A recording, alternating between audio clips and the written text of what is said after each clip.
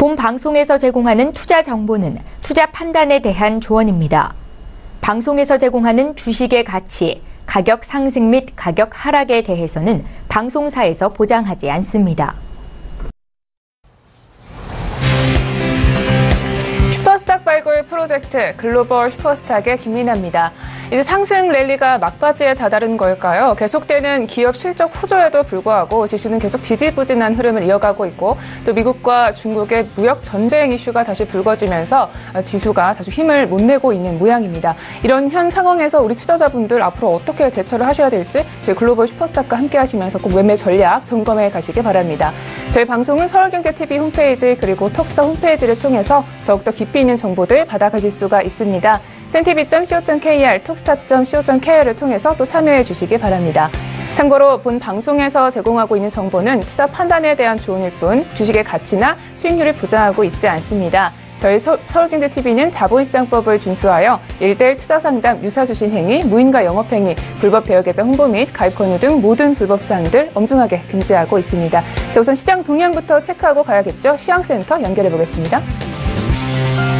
안녕하세요. 최유은입니다. 오늘의 시장 소식 알려드립니다. 오늘은 5월의 첫째 주 마지막 거래일입니다. 코스피 시장부터 함께 보시겠습니다. 현재 코스피는 0.60% 하락을 하면서 2472.25에 거래가 되고 있습니다. 수급 함께 보시면요. 현재 개인만이 매수를 하고 있고요. 기관과 외국인은 각각 매도하고 있습니다. 코스닥 함께 보시겠습니다. 코스닥은 현재 0.23% 하락을 하면서 864.07에 거래가 되고 있습니다. 수급 함께 보시겠습니다. 현재 개인만이 매수를 하고 있고요. 기관과 외국인은 각각 매도하고 있습니다.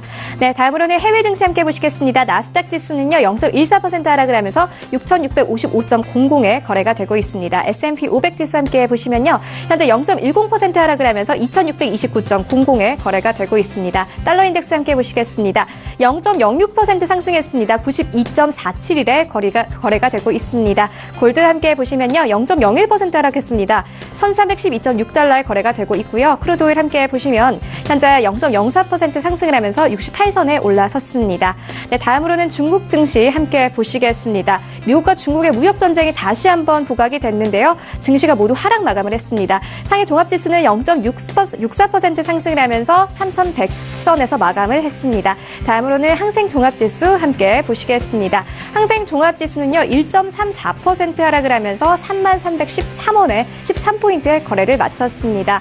네, 다음으로는 암호화폐 시세 함께 보시겠습니다. 9시 기준이고요. 업비트를 기준으로 알려드립니다. 먼저 비트코인입니다. 현재 1% 빠지는 모습 보이고 있고요. 에이다만이 현재 1% 가까이 상승하고 있습니다. 뉴 이코노미 무브먼트 그리고 아인스타이늄, 이더리움 모두 상승세입니다.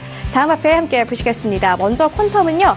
현재 0.80% 빠지고 있습니다. 리플, 네오 그리고 스텔라루멘, 비트코인 캐시 모두 하락세입니다.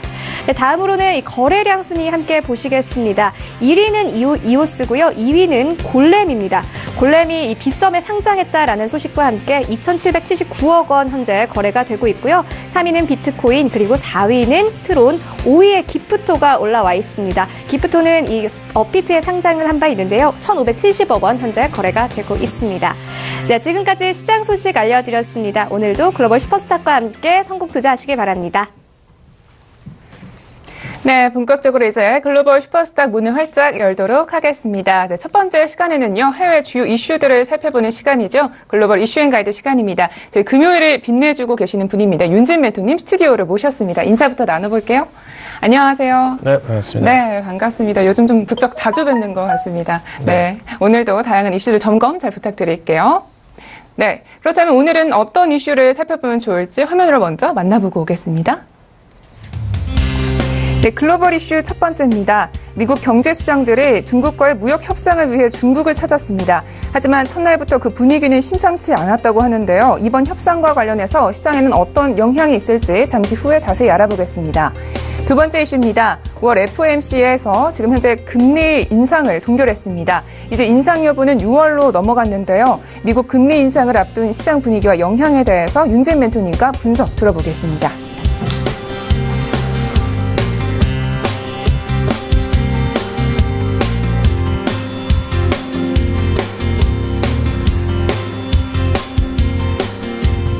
네, 이제 첫 번째 이슈부터 살펴보도록 하겠습니다. 지금 미중 무역 협상이 시작이 됐다고요? 네. 네, 일단 무역 시작이 좀 되는데 이제 어제 도착을 했죠. 어제 도착을 해서 사실 미중이 처음으로 좀 부딪히는 협상을 보여줬는데 뭐 바로 협상으로 들어갔습니다. 사실 일정이 그렇게 길지가 않아요. 1박 2일 일정이기 때문에 바로 어제부터 협상에 들어가는 모습을 보여줬고요. 근데 사실 문우신 장관의 이끄는 이번에 재무장관 부분이 이번 회의단이 굉장히 좀 셉니다. 생각보다. 그래서 이번에 윌버 상무장관, 사실 장관들이 지금 2명이나 들어갔어요. 상무장관도 들어가고 그리고 라이트하이저 미국 대표부, 무역 대표부 부분까지 다시 들어갔고, 그다음에 중국 측에서는 시진핑에서 경제 최고 자문으로 불리고 있는 류어 부총리까지 같이 들어감으로써 사실상 지금 양대 산맥이라고 할 수 있는 두 국가의 핵심 자문위원들이 지금 부딪혀 있는 상태고요. 사실 좀 눈에 띄는 부분은 지금 사실 기존의 재무장관보다는 문우신 재무장관보다는 윌터 이제 상무장관 부분인데, 윌버 로스 장관 부분인데, 사실 이분이 로스차일드 출신이에요. 과거에 이미 좀 망했었던 로스차일드 은행 출신인데, 사실 협상의 좀 달인이라고 불렸던 은행가이기 때문에 이번에서 오히려 문우신 장관보다 좀 더 빚을 발해주지 않을까라는 부분이 좀 눈에 띕니다. 네, 알겠습니다. 자, 그래도 미국 쪽에 조금 유리한 부분이 없지 않아 있다라는 것 같은데, 벌써부터 우리 시장에서는 이 협상 결과를 궁금해하실 것 같습니다. 첫날에 좀 협상 분위기는 어땠나요? 일단 좀 뭐 첫날부터 탐색전 위주의 움직임이 좀 보여졌는데, 사실 양측 다 제대로 된 어떤 의견을 PR을 하진 않았습니다. 서로 다 그냥 기존의 주장을 따로 이미 만나기 전부터 백그라운드에서 내놓고선 이미 협상에 대해서 테이블로 올랐고요. 사실 테이블로 오르고 나서는 지금 아직 어떤 코멘트도 내놓지 않고 있고, 지금 이틀째인데 이틀째 벌써 얘기가 진행이 다시 또 되고 있어요. 일정이 짧기 때문에. 근데 아직 이틀째임에도 그렇게 특별한 얘기가 아직 없습니다. 그런 면에서 지금 탐색전이다라고까지만 계속 얘기가 펼쳐지고 있고요. 근데 공식 브리핑에서도 뭐 협상 상황에 대해서 얘기가 따로 없었고요. 그리고 월스트리트저널 쪽에서도 계속 이번에 협상에서는 사실 탐색전일 뿐 어떤 결과를 내놓고 얘기하는 장이 아니다. 이번에 회의 후에 나중에 추후 한번 2차 협상이 있을 가능성이 있다. 이런 쪽으로 얘기를 내놓고 있습니다. 네, 알겠습니다. 사실 그런데 이 협상에서는 아무래도 양국이 모두 목표를 좀 달성하려고 하겠죠. 근데 뭐 목표가 달성이 안 되면 차선책을 선택을 할 수도 있겠는데요. 이 협상에 있어서 양국, 미국과 중국이 각각 어떤 목표를 좀 들고 나왔나요?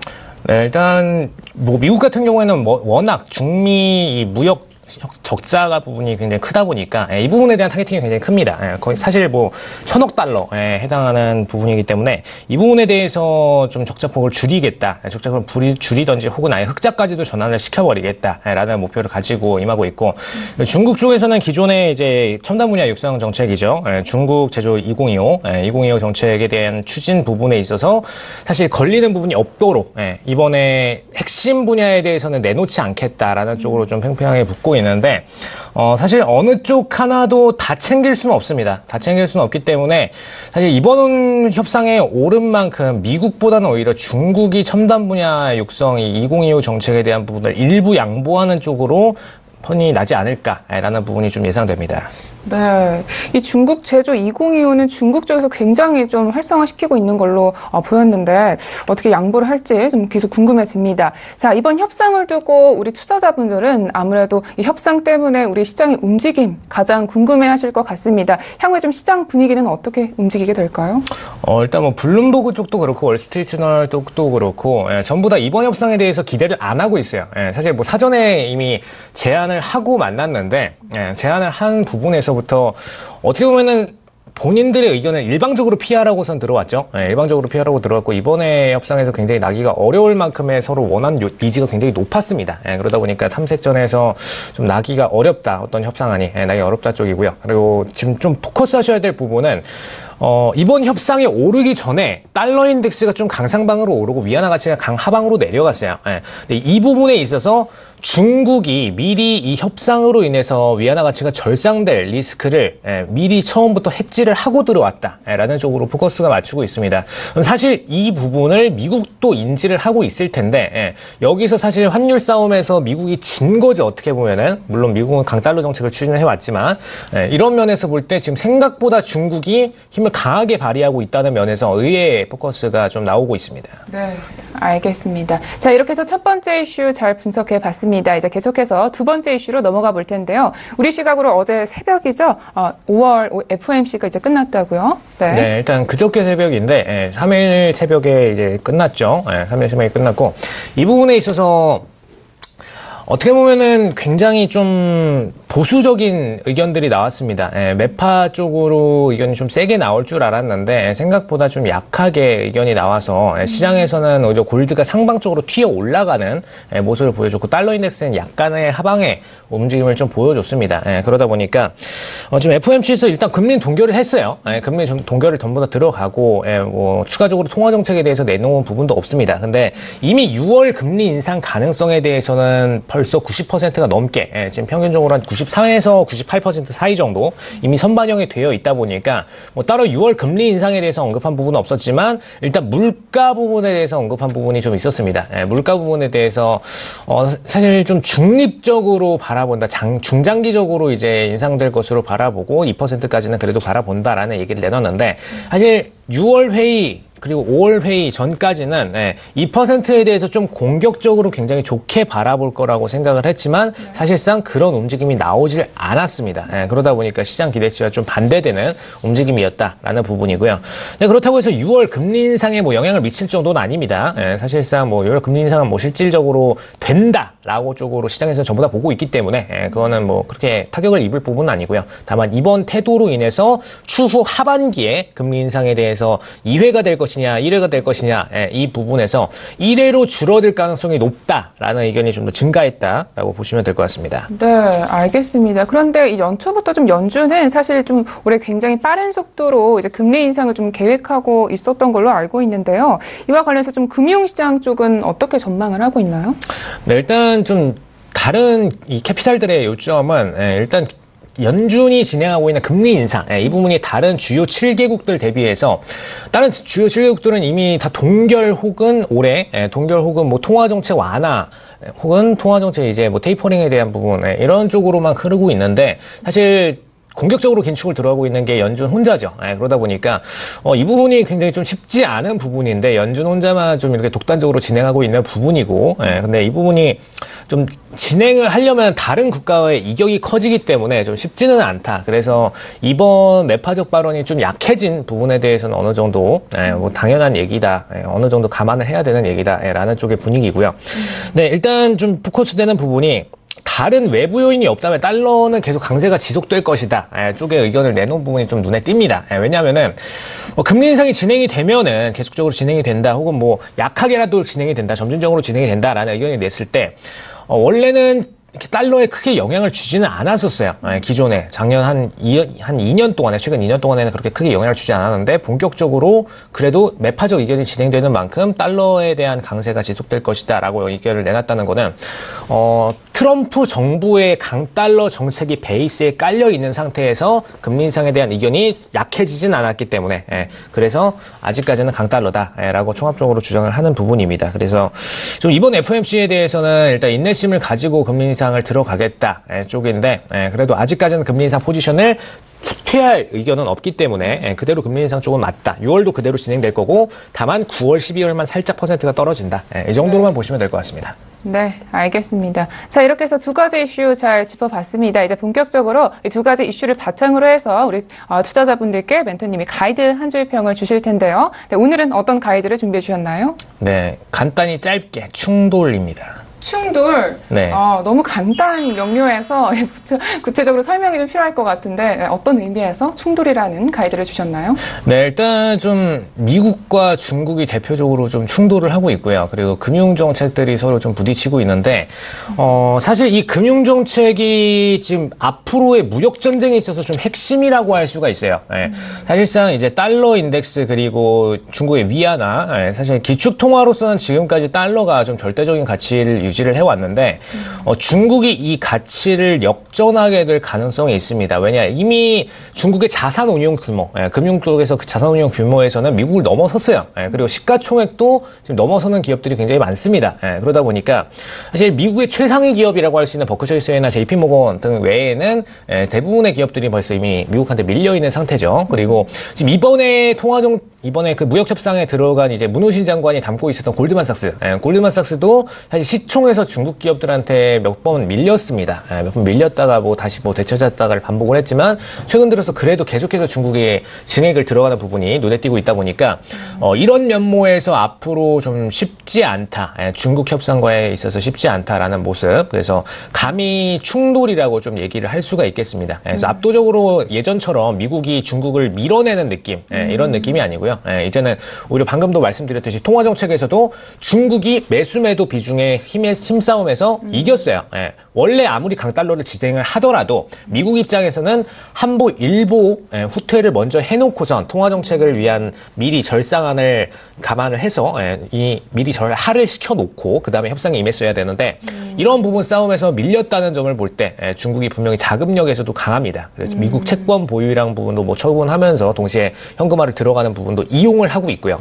이런 종합적인 모습을 볼 때 앞으로 중국이 이끄는 좀 시대가 돼버릴 수도 있다라는 부분에서 충돌이라는 의견을 드렸습니다. 네, 알겠습니다. 지금 G2의 힘이 좀 비등비등해진 상황에서 협상이 조금 더 길어질 수도 있겠다, 이렇게 볼 수도 있겠네요. 네. 알겠습니다. 자, 그러면 이제 매매 전략 시간을 좀 들어볼 텐데요. 오늘 매매 전략, 어제 장에는 어떤 매매 전략을 좀 펼쳐주셨는지 점검부터 들어보고 오늘 장에는 어떻게 대응하면 좋을지 이야기 들어보도록 하겠습니다.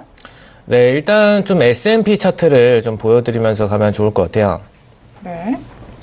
네, S&P가 지금 현재가가 지금 2630.50 정도 찍고 있는데, 지금 S&P가 저번에 세외선물 신세계에서도 한번 말씀을 드렸는데, S&P에 대한 매도 모멘텀들이 시스템 트레이드 비중에서 좀 많이 증가를 하고 있습니다. 그러다 보니까 S&P에 대해서 좀 시스템 트레이드 전반적으로 매도 비중을 올려가고 있는 상태로 보시면 될 것 같고요. 그리고 수동 트레이더들은 반대로 좀 매수를 살짝 쳤었는데, 지금 어제장 보시면은 굉장히 매도세로 더 밀어서 내리는 흐름을 보였었죠. 흐름을 보이다가 오늘장 들어서 좀 살짝 커버링을 들어가는 모습을 보였는데 사실상 시스템 트레이드들이 이번 게임에서 이겼습니다. 시스템 트레이드들이 리스크를 굉장히 좀 높게 평가하고 미국 증시 물량을 처분하고 이제 신흥국 증시 중심으로 재편성을 들어가는 모습을 보여주고 있기 때문에 이런 매도 모멘텀이 나올 수밖에 없는 상황이었어요. 그러다 보니까 S&P에 대해서 공격적으로 매도 물량이 나왔었던 부분이고, 그리고 아까 언급을 드렸던 이제 달러 인덱스 상방 움직임, 이 부분이 중국의 위안화 절하로 인해서 반대 통화, 기축 통화로서 미국이 좀 절상됐던 부분이 있는데, 이 부분이 앞으로 지속적으로 나올 것이냐, 거기에 대해서는 퀘스천 마크가 좀 뜹니다. 그러다 보니까, 일단 협상안으로 인해서 미리 절하를 시켜놨지만, 협상이 끝나고 나면 다시 절상으로 돌아갈 수 있는, 그런 모멘텀이 존재를 하죠. 그러다 보니까, 이 달러 인덱스의 강상승이 지속적으로 나올 거다라는 거를 기대하시고 베팅하시는 건 좀 무리가 있다라고 얘기를 드리고요. 네. 마찬가지로 달러 인덱스의 반대 통화 종목인 반대 종목으로 해당되는 골드 같은 경우에도 하방 추세가 쭉 지속이 돼 왔는데 이 달러 인덱스가 공격적으로 강상방을 계속 이어나가기가 힘들기 때문에 골드에 대해서도 지속적인 하방을 매팅하는 게 굉장히 좀 어렵다라는 종합 의견을 드립니다. 네, 알겠습니다. 자, 이렇게 해서 달러 인덱스와 골드에 대한 움직임에 대해서도 잘 살펴봤습니다. 우리 윤진 멘토님은요, 코인 이슈앤 가이드에서도 또 점검 도와주실 겁니다. 그때 다시 뵙도록 하겠습니다. 고맙습니다. 네, 감사합니다. 네, 글로벌 이슈앤 가이드 정리하고 돌아오겠습니다.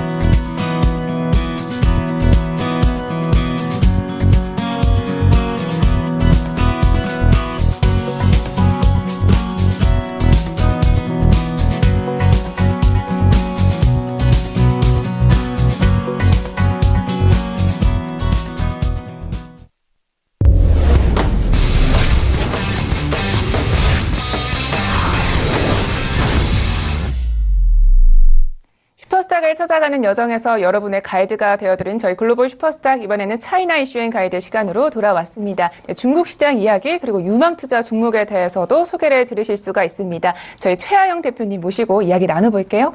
안녕하세요. 네, 반갑습니다. 네, 반갑습니다. 일주일에 한 번밖에 못 뵈서 좀 아쉬운데 네. 이렇게 또 뵙게 됐습니다. 자, 중국장 전일장이 좀 어떻게 마감됐나요?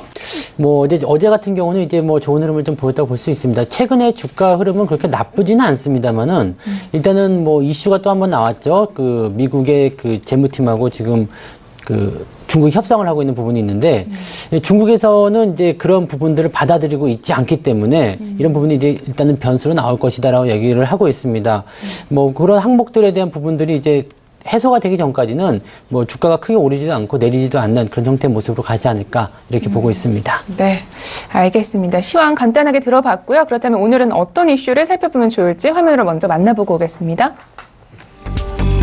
네, 첫 번째 차이나 이슈입니다. 세계 최대 규모의 상장 소식을 알린 샤오미에 대한 소식입니다. 우리에게도 친숙한 샤오미는 어떤 회사고 상장 규모는 또 어느 정도인지 잠시 후에 자세히 알아보도록 하겠습니다.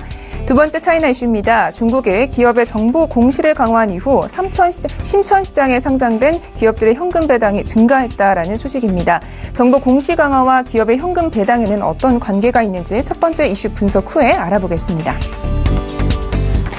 네, 우선 첫 번째 이슈 알아보도록 하겠습니다. 샤오미와 관련된 뉴스네요. 뭐 샤오미는 여러분들 잘 알고 계실 거예요. 뭐 이 기업이 이제 홍콩 시장에 상장하기로 했다. 이게 그 IPO 신청서를 이제 정식으로 제출했다는 얘기가 나왔습니다.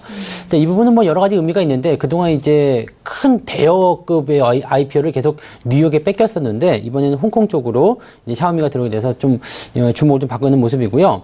실제적으로 보게 되면은 이제 그 2월 IDC 쪽에서 발표한 데이터에 따르면 샤오미가 세계 4위권에 있는 스마트폰 생산업체, 그러니까 4위권이라 한다면 애플, 삼성, 화웨이 다음에 이제 샤오미가 들어가 있다라고 보시면 되겠고요. 현재 이제 모바일 인터넷을 이용한 그런 사용자 수가 한 달에 1억 9천만 명 정도 된다고 합니다. 그러니까 뭐 중국 인구가 지금 14억 명이 넘었다고 하는데 뭐 그렇게 많은 수가 아니다라고 할 수도 있겠지만 우리 입장에서 본다라면 대단한 수치라고 보시면 되겠습니다. 그래서 총 500여 개의 스마트 하드웨어 제품을 또 개발을 하고 있고 또 세계 최대의 IoT 즉 사물 인터넷 플랫폼을 개발해서 1억 대가 넘는 스마트 설비를 연결시키고 있는 그런 내용들이 현재 뉴스에 나와 있습니다. 네, 규모가 정말 남다른 만큼 이 샤오미 소식은 계속해서 이슈가 되고 있는 것 같습니다.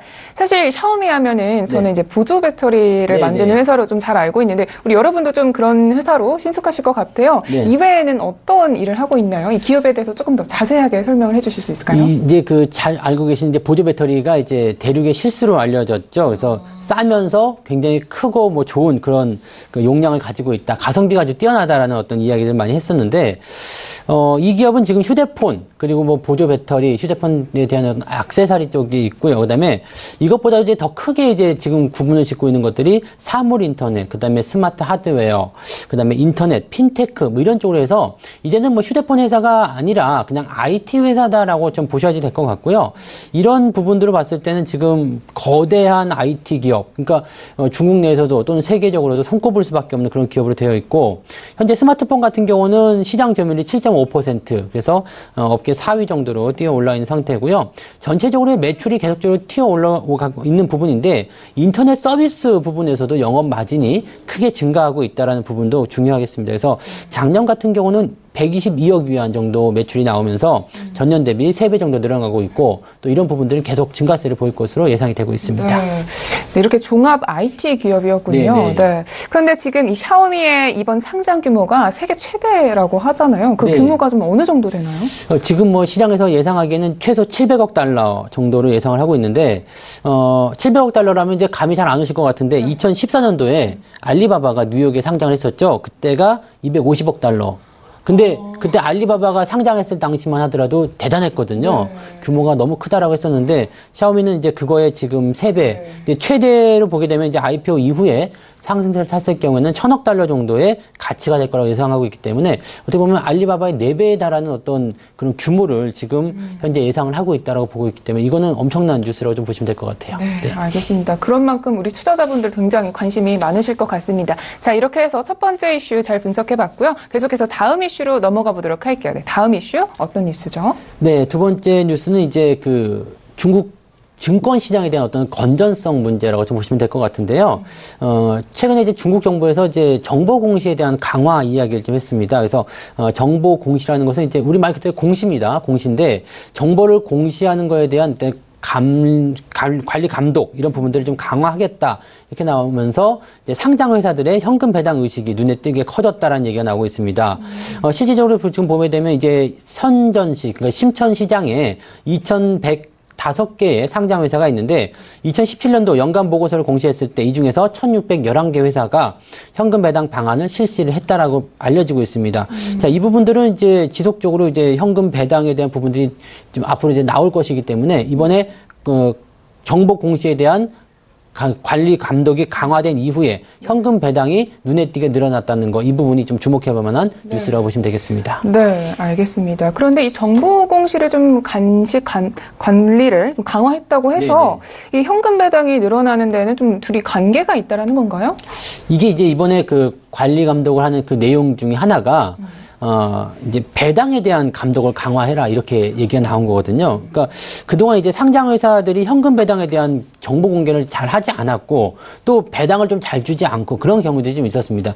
사실 뭐 기업이 돈을 벌면 배당을 해야 되지만 그런 부분들을 이제 주지 않으려고 하는 부분들이 많이 있었죠. 그래서 증권사들이 이제 약간의 항의적인 어떤 부분도 좀 했었고 또 이제 배당금을 내지 않는 회사에게는 이제 문의들을 하기도 하고 또 그동안 이제 배당 못 받았으니까 우리가 손해다 보상을 요구하기도 하고 이렇게 되다 보니까 이제 이러한 부분들을 아예 그냥 배당을 주고 깨끗하게 하자 이런 식으로 좀 연결이 됐던 것 같습니다. 네, 알겠습니다. 자, 그런데 우리나라 기업은 사실상 주식들이 좀 그렇게 배당금이 크지가 않잖아요. 그렇죠. 그래서 좀 아쉬운 부분이 없지 않아 있기는 한데 이 기업의 현금 배당이 주식시장에서 왜 중요한 걸까요?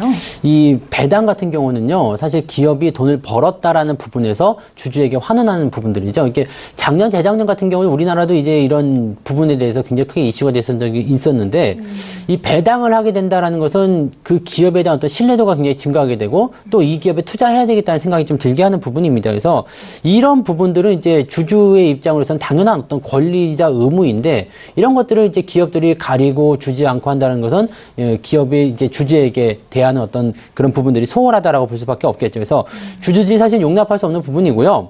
이런 주주 환원에 대한 어떤 부분들에 대해서 이제 기업이 어느 정도 보장해주는 이런 상황이 벌어지게 된다는 것은 그래도 외국인 투자자 입장에서는 사실 개인들은 뭐 100만 원, 200만 원 또는 1억 이 정도 투자해서 배당금 나오는 거 많지 않습니다만 이런 큰 덩어리 자금들이 들어왔다라고 생각됐을 경우에는 이 배당임 뭐 2%, 5% 이런 정도의 배당이 나왔을 때는 굉장한 어떤 효과가 있거든요. 특히 중국 같은 경우는 지금 배당이 높은 수준이기 때문에 이런 부분들은 뭐 외국인 투자자들도 적극적으로 끌어들이는데 중요한 역할을 좀 하지 않을까라고 생각하고 있습니다. 네, 알겠습니다. 제가 좀 궁금한 게 있는데요. 이 배당 횟수 같은 경우에는 중국 증시가 우리나라보다 좀 많은 편인가요? 어떤가요? 횟수는 일단 결산을 하면 뭐 횟수적인 부분들이 나오는 부분인데요. 뭐 이제 중간 배당이라는 부분들이 있기 때문에 기업마다 다 다르고요. 그러니까 1년치 결산을 하고 나서 1년 동안 얼마 벌었다, 이제 배당 얼마 해주겠다 이런 식으로 나가는 겁니다. 그거는 뭐 전 세계가 공통적입니다. 네, 알겠습니다. 자, 이렇게 해서 이슈 두 가지 잘 짚어봤습니다. 자, 이제는 이슈 두 가지를 바탕으로 해서 우리 투자자분들께 멘토님이 가이드 한 줄 평을 주실 텐데요. 오늘은 어떤 가이드를 준비해 주셨을까요?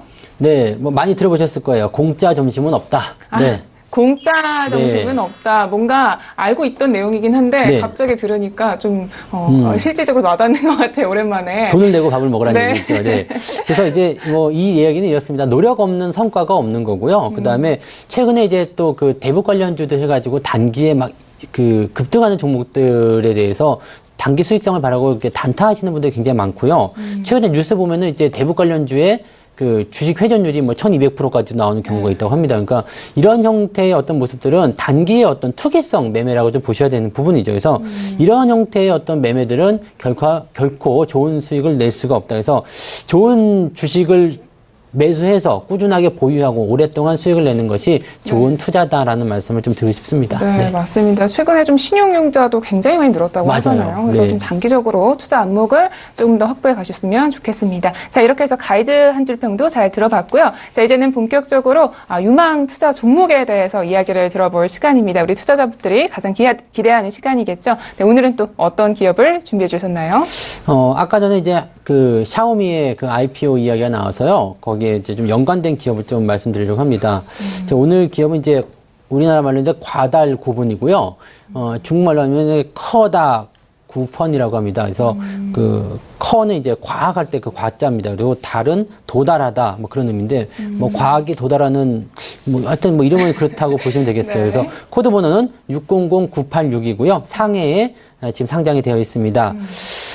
현재 이 기업이 영위하는 사업 분야는 디지털 마케팅, 일반 경영 프로젝트, 그리고 기업의 이미지를 기획해주는 역할, 전시, 그리고 자동차 판매도 하고 있고요. 데이터 조사 연구, 뉴 미디어, 부동산 개발, 판매, 뭐 다양하게 지금 많은 부분을 건드리고 있는데 이 기업은 일단 뭐 IT 쪽으로 좀 집중해서 좀 보실 필요가 있는데요.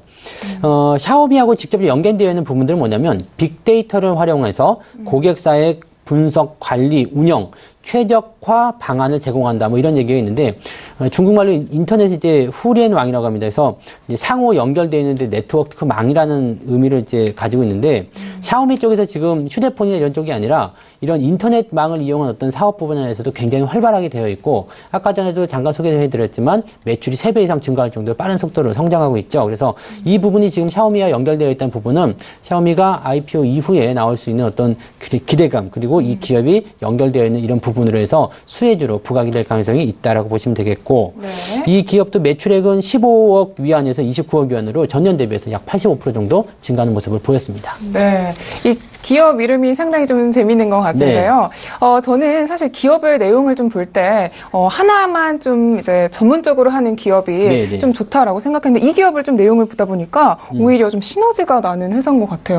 이게 이제 전문성을 가지고서 오는 기업들도 뭐 분명히 좋다라고 생각합니다만은 이제 그룹사로 가게 되면 하나만 할 수만 없죠. 우리도 뭐 삼성 같은 경우도 지금 반도체가 있고 바이오가 있고 또 보험 쪽도 금융도 있고 다 하는 것처럼 기업도 처음에 시작할 때는 이제 하나로 시작했다가 점차적으로 신사업 쪽으로 확장이 좀 되는 부분이겠죠. 그래서 중국도 아마 지금 우리나라로 좀 친다라면 좀 다른 부분이 있겠지만은 중국 같은 경우는 증시가 이제 막 발전하고 있는 상황이기 때문에 아마 이런 쪽에서의 어떤 부분들이 조금 더 나오지 않나 이렇게 생각하고 있습니다. 알겠습니다. 자, 그렇다면 이제 정확한 이제 매매가 그리고 목표가는 어떻게 보시는지 기술적인 분석을 통해서 또 이야기를 들어보도록 하겠습니다. 네, 차트를 보시면 이 기업이 이제 상당히 오랫동안 이제 고통을 좀 받았습니다. 2015년도에 이제 그 후광통이 성장한 이후에 그때 상승 흐름을 좀 많이 탔었고요. 그 다음에 지금까지 계속 주가가 하락세를 좀 보였거든요.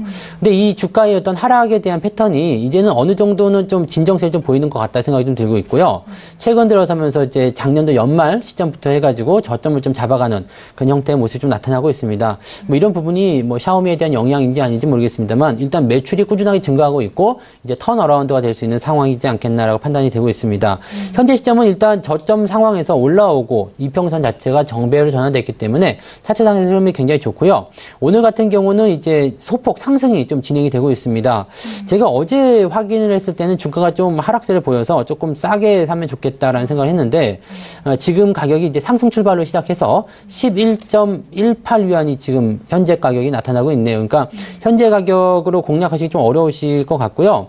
11위안 정도 조금 가격대 변동이 나오는 구간대로 해서 네. 11 그다음에 뭐 그냥 현재가 사셔도 뭐 크게 문제 없다 생각하시는 분들은 그렇게 진행하셔도 될 것 같고요. 네. 자, 손절 가격은 바로 직전에 나온 저점 구간 되겠죠. 그래서 9위안 정도로 우리가 적점을 잡아서 손절 매도로 잡아주시면 되겠고 네. 목표 주가 같은 경우는 이제 매물대가 많이 쌓여 있는 구간대가 이제 14 정도까지 되는데요. 14까지 뭐 그 목표를 딱 잡기가 어려우시니까 13.5위안 정도로 목표 주가를 제시하시면 될 것 같습니다. 네, 알겠습니다. 이렇게 해서 정확한 매수가와 손절가 그리고 목표가까지 모두 짚어주셨습니다.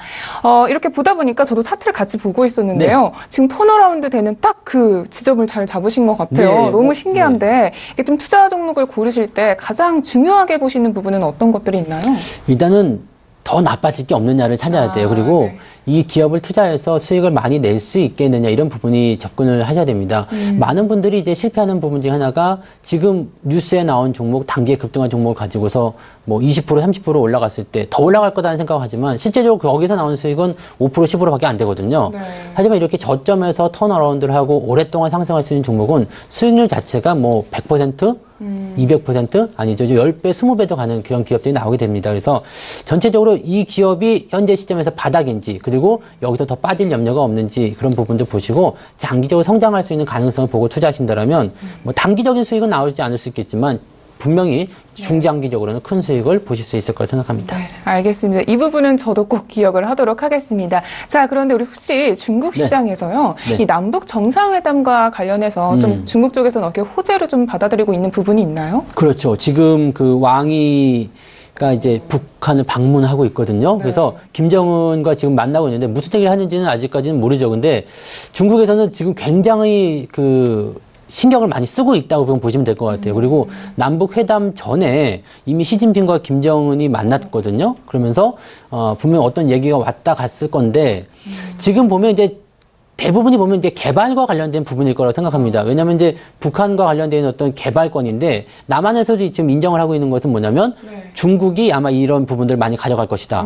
대신에 이제 남한 같은 경우는 어떤 보조 지원이라든지 그다음에 중국이 가져가지 않는 우리는 필요한 게 또 히토류거든요. 근데 중국이 또 히토류 매장이 세계 1위이기 때문에 북한에 있는 히토류를 건드리지 않을 것이다. 그래서 우리도 윈, 중국도 윈, 이런 쪽으로 지금 구분을 짓고 있습니다. 그래서 지난 시간에만 말씀했지만 북한 국경과 근접해 있는 개발 그런 기업들이 아직까지도 좀 강세를 보이고 앞으로 수혜를 계속 보지 않을까 이렇게 예상을 하고 있습니다. 알겠습니다. 관련된 이슈를 우리 최영 대표님과 계속해서 점검해 보면 좋겠습니다. 자, 오늘도 말씀 모두 고맙습니다. 네, 고맙습니다. 네, 저희는 차이나 이슈앤가이드 정리하고 돌아오겠습니다.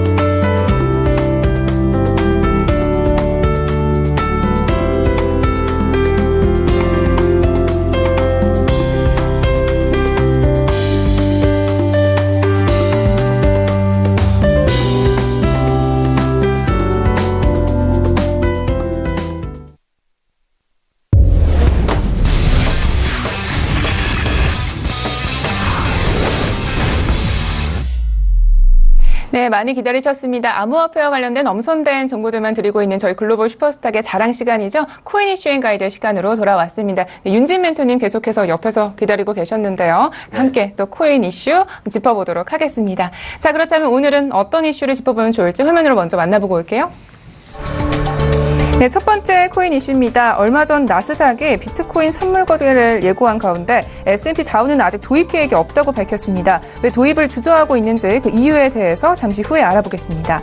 두 번째 이슈입니다. 5월 FOMC에서 가상화폐를 정규 통화로 인정해야 한다는 특별 보고서가 발표됐습니다. 어떤 보고서이고 내용에는 어떤 것들이 담겨 있는지 첫 번째 분석 후에 살펴보도록 하겠습니다. 네, 우선 첫 번째 이슈 살펴보도록 할 텐데요. 이제 S&P 다우 같은 경우에는 지금 상장을 꺼려하고 있다, 이런 이야기인가요? 네, 일단 알렉산더 마투리 CEO죠. 네, S&P 다우 CEO입니다. 네, 이분이 일단 선물에 대한 얘기가 아니라 사실 이제 상장지수 펀드 ETN, ETF에 해당하는 부분이죠. 네, 이 부분에 대해서 신규 오픈 계획이 없다라는 얘기를 좀 밝혔었고요. 네, 사실 이 얘기가 좀 논란이 됐던 이유가 기존의 나스닥 같은 경우에도 이제 선물 상장에 대한 의견을 좀 피하를 했었고 거래소에 대한 매입까지도 있었고요. 네, 근데 이 ETF 시장에 대해서 좀 메리트가 작년도에 굉장히 좀 많이 폭발을 했었습니다. 이 이유가 스웨덴에서 이 부분을 상장을 했었었는데 비트코인 지수 선물로 선물 상장을 했었죠. 상품 상장을 했었죠. ETN으로 상장했었습니다. 이때는. 근데 실질적으로 이 ETN 수익률이 작년도 전 세계 글로벌 수익률 1위를 달성을 했었어요. 그러다 보니까 이제 상장지수 펀드, 상장지수 이 시장에서는 굉장히 좀 포커스를 잡았던 시장이었는데 근데 문제는 이게 시가총액이 1조 정도밖에 안 됐었습니다. 사실 전 세계 이 상장지수 관련 시장이 거의 5천조 정도 되는데 1조 정도면 굉장히 좀 작다. 아무리 스웨덴에서 좀 일부 국가에서 상장된 시장이지만 이 정도면 좀 너무 작다라는 평가가 있었는데 사실 좀 개인적으로 말씀을 드리자면은 스웨덴이라는 작은 시장에서 이 부분을 달성했다면 1조 정도를 달성했다면은 5천조 대비 금액은 작지만 그래도 비트코인이라는 신흥 시장을 감안할 때 그렇게 작지 않은 시장이다라고 말씀을 드릴 수 있을 것 같고요. 그리고 작년도에 1위를 일단 달성을 한번 찍고 나서 올해로 넘어왔기 때문에 올해 아무리 상반기에 떨어졌더라도 일단 집중을 받고 있는 시장입니다. 그러다 보니까 S&P 다우 쪽에서도 이런 부분을 상장에 대한 고려로 일단 대상으로 올려놓고는 있지만 현재까지 아직은 진행은 하진 않겠다라는 언급 쪽으로 보시면 될 것 같습니다. 네, 알겠습니다. 그러니까 지금 이 CU 같은 경우에는 선물이 아니라 이 상장 지수 상품을 도입하지 않겠다라는 이야기인 거죠. 우리 투자자분들이 좀 궁금해하실 것 같아요. 이 선물 상품과 그리고 상장 지수 펀드 어떤 게 다른 건지 우선 개념부터 좀 소개를 해주시죠. 일단 선물 같은 경우에는 미리 사전에 선물 계약서, 미리 선물 기준으로 기존 상품에 대한 계약을 미리 체결하는 계약서 개념입니다. 이 계약서를 거래한다라는 개념에서 매수 매도가 전부 다 가능한 부분이고요. 그러다 보니까 사실 이 계약서는 많은 분들이 이제 부동산 하시다 보면 아실 거예요. 계약금만 놓고 계약서가 왔다 갔다 하는 경우가 생기죠. 이런 경우처럼 레버리지의 효과가 발생을 합니다. 실질 자산 가치 대비해서 적은 금액으로 이 계약 권리를 왔다 갔다 하면서 보유 가치를 왔다 갔다 할 수 있는 상태가 되기 때문에 나중에 뭐 비트코인 1비트코인을 사려고 한다. 근데 0.1 비트코인 금액만 가지고도 거래가 가능한 게 선물 시장이 돼버리는 거죠. 그러다 보니까 레버리지가 활용한 시장이라는 점에서 좀 특별한 가치를 가지고요. 근데 이 상장지수 상품 시장 같은 경우에는 실질적으로 레버리지 비율보다는 거의 1:1 매칭 비율을 많이 사용을 합니다. 물론 이제 선물 시장을 이용해서 레버리지까지도 쓰는 상장지수 펀드 혹은 상장지수 ETN 시장 같은 경우는 있어요. 있긴 있는데 지금 선물 시장이 비트코인이 존재를 하고 있지만 사실 이쪽 S&P 다우 쪽에서 그 상품들까지 투자를 해가면서 상장지수 펀드를 만들 가능성은 굉장히 좀 낮아 보이고요. 사실 1:1 매칭의 상품을 만들겠다 쪽으로 좀 보시면 될 것 같습니다. 그리고 이 상품들이 비트코인만 거래를 할 수 있는 게 아니라 잘하면은 이제 현물 쪽의 트레이딩 시장까지도 S&P 다우가 인수할 경우에는 이 현물 시장 안에서 이 비트코인 그리고 이더리움 뭐 다른 상품들까지도 전부 다 묶어서 한 번에 암호화폐에 대한 통합 상장지수 펀드 시장까지도 만들어낼 수가 있다라는 면에서 굉장히 좀 메리트가 있는 편이죠. 그래서 일반 투자자분들은 이 상품 하나를 매수하는 것만으로도 분산 투자 효과를 만드실 수 있다는 게 좀 특이한 부분이다라고 보시면 되겠습니다. 네, 잘 알겠습니다. 자, 그런데 좀 전에 스웨덴 증시도 말씀해 주셨고 지금 이미 다른 국가들에서는 좀 이 부분을 좀 진행한 바가 있다라고 했고 또 수익률도 좀 꽤 괜찮은 걸로 보이는데 이 S&P 다우 같은 경우는 왜 진행을 하지 않은 걸까요? 네, 일단 뭐 마토리 CEO는 이번에 뭐 업계에서 장기간 명성을 쌓아왔고 새 제품 하나 잘못 구상해서 명성을 훼손하고 싶지는 않다라고 좀 얘기를 했는데 어떻게 보면 S&P 다우가 많은 분들이 그냥 공적인 거래소 개념으로만 생각을 하고 계신데 사실 어떻게 보면 기업에 가깝습니다. 그러니까 CEO라는 명칭을 쓰고 마토리 CEO가 지금 움직이고 있는 부분이고요. 미국 시장과 이제 한국 시장은 좀 개념이 다르죠. 그래서 사실상 이 상품 하나하나, 그죠? 올라가 있는 상품 하나하나를 기업의 상품에 굉장히 좀 비슷하게 비유를 하는 모습을 좀 보이고 있고요. 그래서 이 상품들을 설계함에 있어서 물론 이 수익 보장에 대해서 어떤 S&P 다우가 보장을 하는 부분은 없는데 물론 이거는 기업들이 투자 상품을 만들고 펀드 상품을 만들어서 재투자를 하는 부분이고 여기서는 거래만 중간에서 왔다 갔다 하는 부분이지만 현실적으로 이 상품을 구성함에 있어서 S&P 다우가 굉장히 좀 안정적인 것들로만 구성을 해나가고 있다라는 이미지를 계속해서 구축하고 싶은 마인드가 있습니다. 그리고 그동안의 미국 증시의 가장 핵심 시장이죠. 나스닥보다 더 큰 시장으로서 어떤 핵심의 가치를 지니고 가장 안정적인 시장, 떨어지지 않는 시장으로서의 가치를 지니고 있다 보니까 이 글로벌 증시의 중심으로서 본인들이 먼저 상품 하나를 출시했을 때 다른 국가들에 미치는 파급 효과가 굉장히 큽니다. S&P 다우에서 출시를 했다 그러면 다른 어떤 국가에서도 S&P 다우에서 출시를 했는데 우리가 출시를 못할 이유가 없다라는 쪽으로 포지션을 잡기 때문에 S&P 다우 입장에서는 굉장히 좀 무게감을 가질 수밖에 없는 부분이죠. 그래서 오히려 작은 시장에서 먼저 오픈했더라도 본인들은 오픈을 좀 더 늦출 수밖에 없는 이런 모멘텀을 가지고 있다라고 보시면 되겠습니다. 그리고 또 국가적인 차원에서의 규제 부분도 같이 있고요. 네. 그러니까 어떻게 보면 이 S&P 다우 같은 경우는 좀 맏형으로서의 책임감이 있다 이런 말씀이시군요. 방금 전에 국가적인 차원의 규제 부분도 있다라고 했는데 이 부분도 좀 추가적으로 말씀해 주실 수 있을까요? 네, 일단 미국 증권거래소 SEC라고 하죠. 이쪽의 태도 때문에 좀 마토리 CEO가 좀 권려하는 부분이 굉장히 큽니다. 사실 SEC 쪽에서 이제 1월에 가상화폐 기반 상장지수 펀드가 투자자에게 손해를 끼칠 가능성이 있다라는 부분을 좀 우려를 했던 부분이 있고요. 사실 이 부분은 뭐 맞는 부분입니다. 예, 지난 상반기에 보시면은 굉장히 좀 하락세로 꺾여 내려오면서 작년도에 스웨덴 상장지수 관련 시장이 굉장히 호황을 겪었던 반면에 지금 올해 초에는 굉장히 좀 마이너스를 겪었겠죠. 그래서 이런 모습들을 보여줄 때 사실 상품을 출시를 하면은 일반인들이 굉장히 피해를 볼 가능성이 높다. 물론 이슈가 되다 보니까 니즈는 높겠지만, 그래서 거래 수익은 굉장히 높겠지만 실질적으로 수익을 깨지는 분들이 굉장히 많아지면서 오히려 이 시장에서 떠나는 장기적 DB가 많아질 것이다라는 면에서 이 SEC 쪽에서는 굉장히 좀 안 좋게 평가를 하고 있는 부분이고요. 근데 이 마투리 CEO도 의견이 크게 다르지는 않습니다. 지금 뭐 시장을 조작하거나 쉽게 조작 가능한 상품으로 악용될 만한 지수를 누가 원하겠느냐 이렇게 얘기를 했었고요. 좀 강하게 얘기가 하나 더 있었는데 도박 수단으로 여겨서 좀 투자하시는 분들이 솔직히 계시죠. 투기 수단으로 어떻게 보면 투자하시는 분들도 계시고 안전 가치 자산으로 투자하시는 분들이 좀 적습니다. 그러다 보니까 이렇게 도박 수단으로 여기서 투자를 할 바에는 차라리 뭐 마카오나 라스베가스로 가라. 이렇게 좀 굉장히 센 발언을 한번 했어요. 그러다 보니까 이런 상품은 투자 수단이 아니다. 이런 좀 센 발언을 했는데 사실 기술적인 블록체인에 대한 부분은 굉장히 좀 인정을 하면서 잠재력에 대해서 인정을 하면서 왔습니다.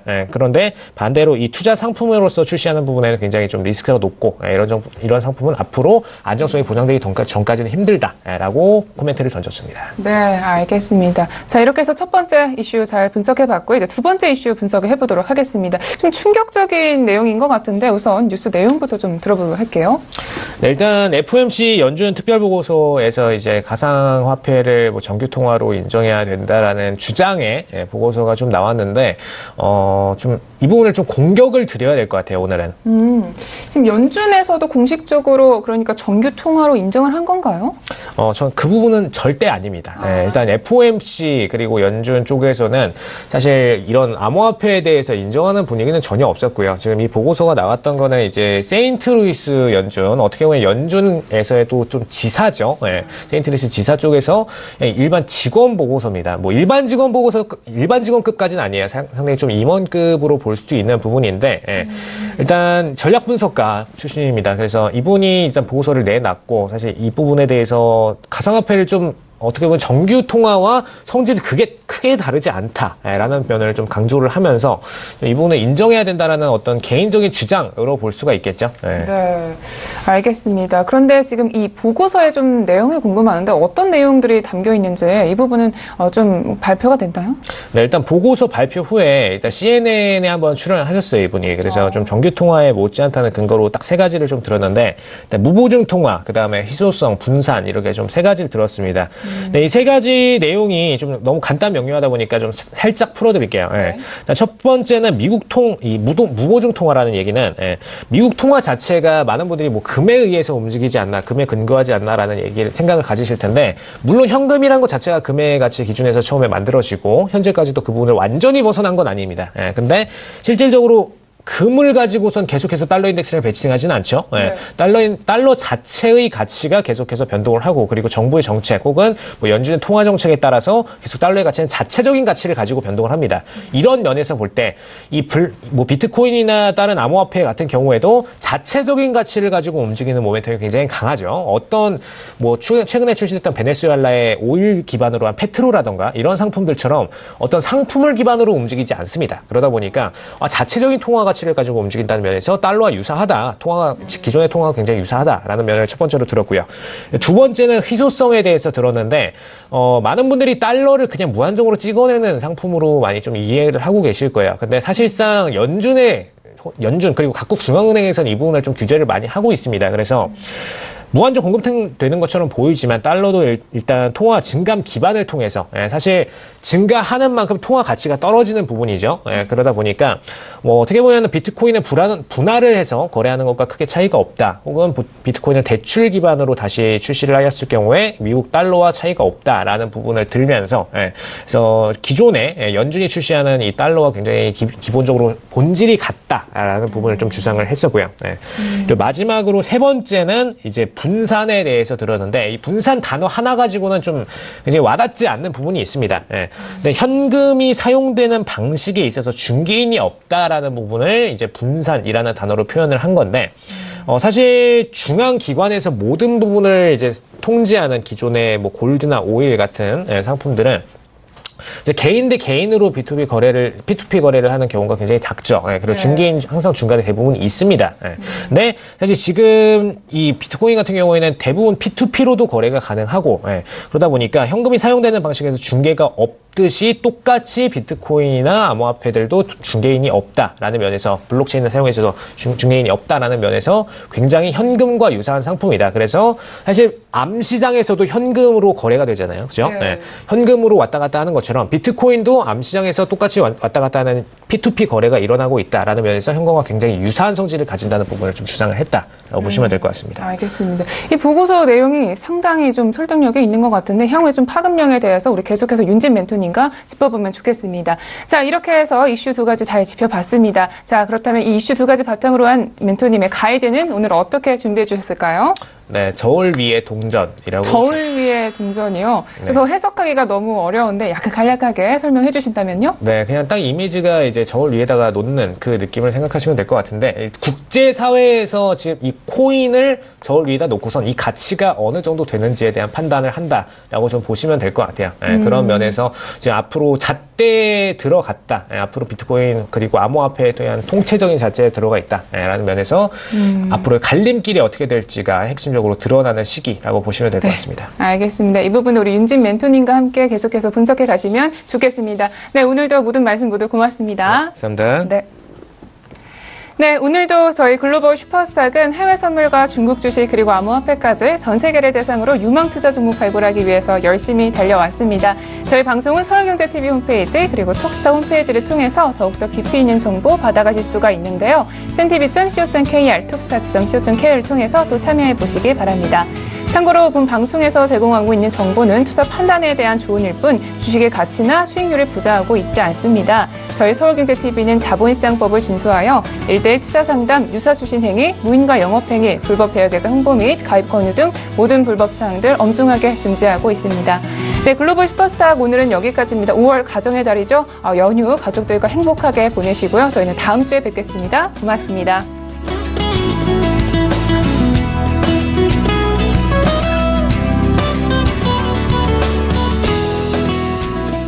본 방송에서 제공하는 투자 정보는 투자 판단에 대한 조언입니다. 방송에서 제공하는 주식의 가치, 가격 상승 및 가격 하락에 대해서는 방송사에서 보장하지 않습니다.